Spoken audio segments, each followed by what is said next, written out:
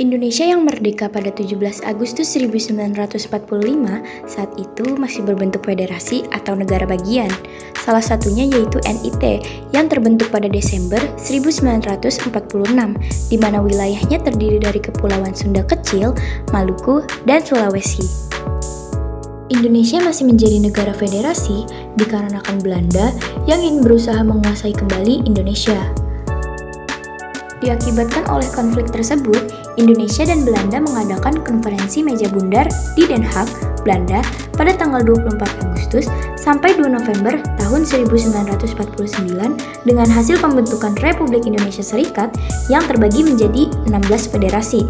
Hal ini dilakukan agar Belanda mengakui kedaulatan Indonesia.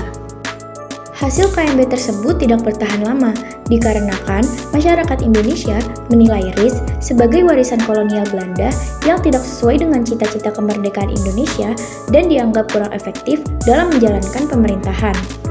Saat RIS ingin meresmikan diri sebagai NKRI dan membawa sejumlah negara bagian di dalamnya, sayangnya NIT baru mendapat kabar penyatuan pada 4 April 1950.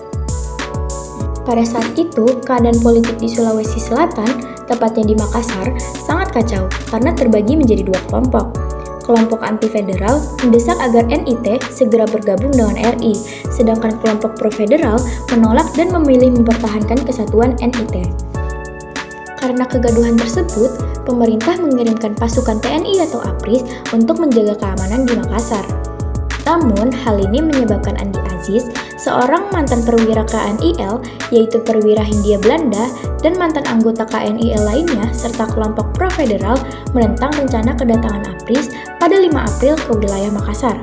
Pasalnya, mereka khawatir akan diperlakukan diskriminatif oleh pimpinan APRIS atau TNI dan merasa keamanan di wilayah NIT merupakan tanggung jawab mereka. Pemberontakan Andi Aziz dan pasukannya yang disebut pasukan bebas akhirnya menyerang markas TNI di Makassar dan menguasai wilayah tersebut, serta menawan Letnan Kolonel AJ Mogok Nita. Karena keadaan semakin kacau, pemerintah mengeluarkan ultimatum untuk Andi Aziz dan pasukannya agar segera datang menyerahkan diri ke Jakarta dalam waktu 4x24 jam. Namun, ultimatum itu dihiraukan olehnya. Wali negara NIT saat itu, yaitu Sukawati, mendesak Andi Aziz agar segera datang ke Jakarta. Namun, karena terlambat melapor, akhirnya ia ditangkap dan diberi hukuman 14 tahun penjara. Pada 21 April 1950, Wali negara NIT, Sukawati, menyetujui penggabungan NIT dengan RI sebagai satu kesatuan NKRI.